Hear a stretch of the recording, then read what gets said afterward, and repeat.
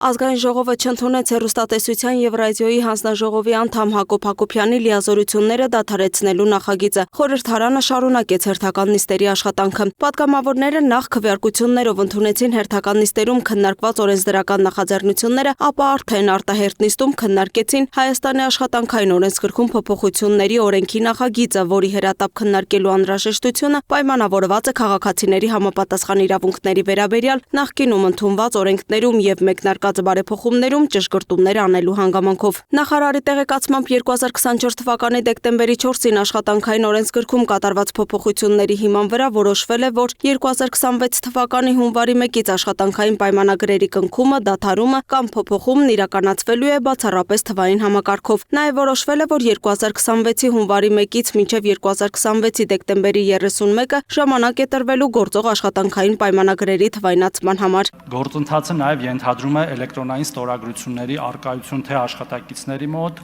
թե գործատուների մոտ։ Գործատուների դեպքում այդ հարցը վաղուց լուծված էր, որտեղ էլեկտրոնային ստորագրությունը անհրաժեշտ էր նաև բոլոր հարկային հաշվետվությունների ներկայացման համար շատ վաղուց եւ այդ մասով խնդիր չկա, սակայն աշխատակիցների միստվար զանգվածի մոտ, թե նոր աշխատանքի ընդունվող եւ թե արդեն գործող պայմանագրեր ունեցողների մոտ, ինչքան էլ որ մենք տվել էինք բավարար ժամանակ, այսինքն 1 տարի, այնուամենայնիվ մեր շատ քաղաքացիներ չեն հասցրել կամ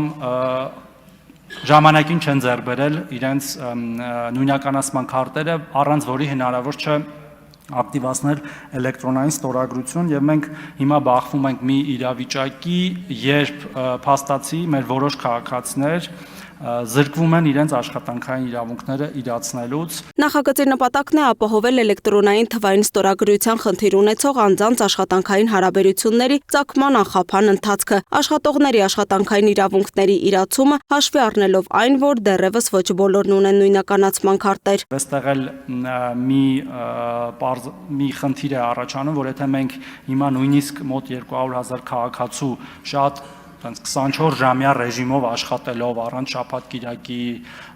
տրամադրենք այդ 200,000 քարտերը, մենք խնդիր ենք ունենալու հետո կրկին այդ վերաթողարկման հետ, այսինքն նորից նույն քարտերը տրամադրելու։ Որպեսզի նույնականացման քարտեր ստանալու համար հերթեր ու խոչընդոտներ չառաջանան, առաջարկվում է հետևյալ մոտեցումը։ Հետաձգենք 1 տարով, այսինքն պարտադիրը ուժի մեջ մտնի 27 թվականի հունվարի 1-ից, բայց մինչ մենք այստեղ քննարկում էինք, մենք մի քիչ ավելի խորը մեր ներքին գործերի նախարարության գործընկերների հետ քննարկեցինք եւ պետքա արդեն առաջարկենք առաջինից երկրորդ ընթերցում այն եւս 6 ամսով երկարացնելու, այսինքն ուժի մեջ դնելու պարտադիր կոմպոնենտը 2028 թվականի հուլիսի 1-ից։ Կարգավորումներ են նախատեսվում նաեւ Հայաստանի Հանրապետությունում գտնվող օտարերկրացիների հետ կնքվող աշխատանքային պայմանագրերի մասով։ Պատգամավոր Վլադիմիր Վարդանյանը հետաքրքրվեց, թե արդյոք բացառություններ չեն նախատեսվում քրեակատարողական հիմնարկներում անազատության մեջ գտնվող անձանց դեպքում։ Եթե այդ աշխատանքը այնուամենայնիվ համակարգչով չի կատարվում եւ ինքը չունի համակարգիչ, բայց կատարում է ենթադրում եմ կամ քրեակատարողական հիմնարկում,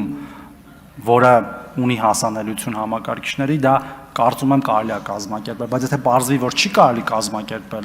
ես դեմ չեմ, որ մենք դա ամրագրենք ինչ որ մի փուլում, բայց եկեք լավ քննարկենք, որ Այնուհետև Ազգային ժողովի աշխատանքի եւ սոցիալական հարցերի մշտական հանձնաժողովի արտահերթ նիստում նախարարը գործընկերներին ներկայացրեց նախագծի նոր փոփոխությունները, նաեւ պատգամավոր Վլադիմիր Վարդանյանի առաջարկությունը հետադարձության մասով, որտեղ հնարավոր է, որ այս